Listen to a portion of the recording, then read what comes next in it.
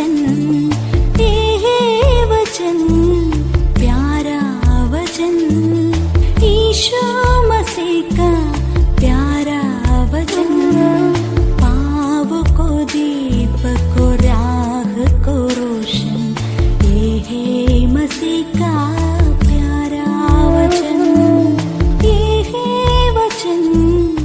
परमेश्वर के धन्य नाम की महिमा हो। प्रभात मनन के सत्र 2082 में आप सभी का बहुत ही विनम्रता के साथ स्वागत करता हूं। आइए आज का मनन के लिए हम पढ़ते हैं इब्रानी अध्याय 11 पद 14 से 16 तक की आयत। जो ऐसी बातें कहते हैं वे प्रकट करते हैं कि स्वदेश की खोज में है, और जिस देश से वे निकल आए थे यदि उसकी सुधि करते तो उन्हें लौट जाने का अवसर था, पर वे एक उत्तम अर्थात स्वर्गीय देश के अभिलाषी हैं। इसलिए परमेश्वर उनका परमेश्वर कहलाने में उनसे नहीं लज जाता, क्योंकि उसने उनके लिए एक नगर तैयार किया है। 11वां अध्याय के 13 से लेकर 16 तक के पदों में इब्रानी के लेखक पुराना नियम के भक्तों का विश्वास की भविष्यकालीन परिप्रेक्ष्य पर चर्चा कर रहे हैं। कल हम देखे थे कि वे लोग जैसे कि अब्राहम, इसहाक, याकूब आदि लोग बहुत धनी होने के बावजूद भी इस संसार के अपने धन से ज्यादा उस परमेश्वर से प्रेम करते थे जिन्होंने उन्हें धन संपत्ति प्रदान किया था। संसार के अपने धन संपत्ति से अधिक वे लोग इसलिए परमेश्वर से प्रेम कर पाए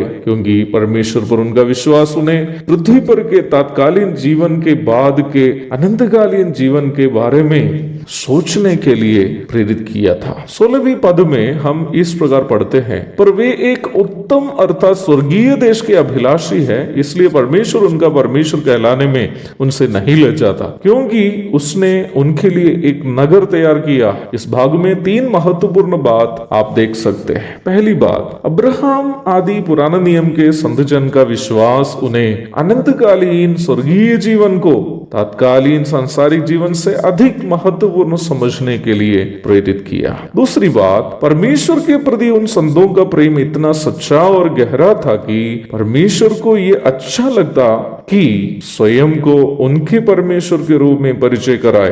तीसरी बात, अब्राहम, इसहाक, याकूब आदि संत लोग पवित्र शास्त्र के रचना काल के पूर्व में जीवित लोग होने पर भी परमेश्वर के साथ उनका नजदीकी संबंध के कारण उस नया यरूशलेम के बारे में वे लोग जानते थे और उसकी कामना भी करते थे, जिसका स्पष्ट विवरण हम केवल नया नियम में देखते हैं। पुराना नियम के लगभग सभी भक्तों के जीवन का अंत यदि आप देखें तो आप ये बात अवश्य जान पाएंगे कि एक अनंतकालीन स्वर्गीय जीवन की धन्य आशा के साथ वे लोग दुनिया छोड़े थे। निम्न आशा वास्तव में परमेश्वर पर उनका जो सही विश्वास था उसका परिणाम था। निम्न आशा उन्हें अपने घर द्वार, धन संपत्ति आदि सभी से अधिक उस स्वर्गीय जीवन की कामना करने के लिए उन्हें प्रेरित किया। स्वर्ग से प्रेम करने का अर्थ ये नहीं था कि स्वर्ग में रखी गई चीजों से वे लोग प्रेम करते थे। वे लोग स्वर्ग से इसलिए अधिक प्रेम किया क्योंकि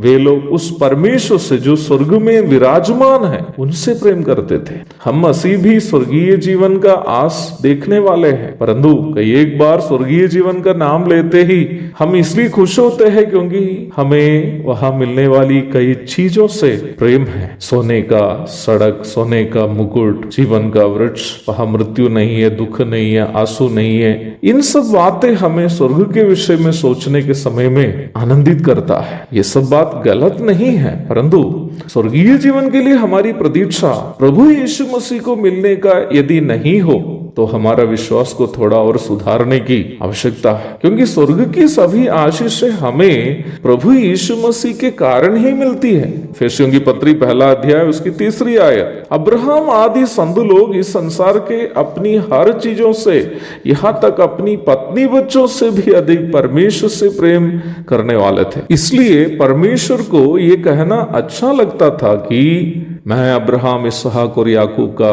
परमेश्वर हूँ। निर्गमन 3 की 6, 4 की 5, भजन 44 की 7, प्रेरितों के काम 7 की 32, मत्ती 22 की 32 आदि कई आयतों में हम देखते हैं कि परमेश्वर ही कहता है कि मैं अब्राहम, इसहाक और याकूब का परमेश्वर हूँ। प्रिय भाई बहनों, क्या हमारा प्रेम परमेश्वर के प्रति सच्चा है ताकि परमेश्वर को वह हमारा परमेश्वर है करके कहना अच्छा लगे? परमेश्वर के साथ उन संतों का नजदीकी इतना घनिष्ठ था कि परमेश्वर उन्हें यहाँ तक भविष्य की बातें भी कह देता था ताकि वे लोग संसार से अधिक स्वर्ग को प्रिय जाने। आमोस 3:7 भी इस संदर्भ में पढ़िएगा।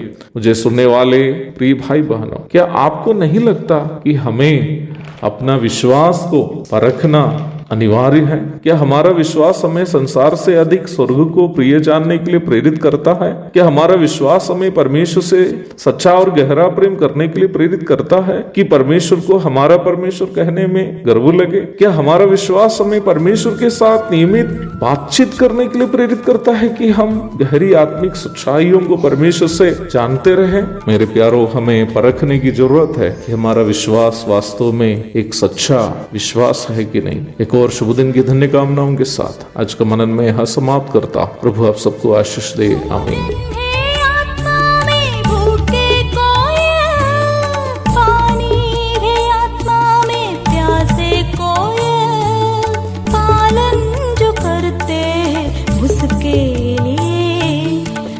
आशीष पाने का साधन है ये वचन, प्यारा वचन ईशो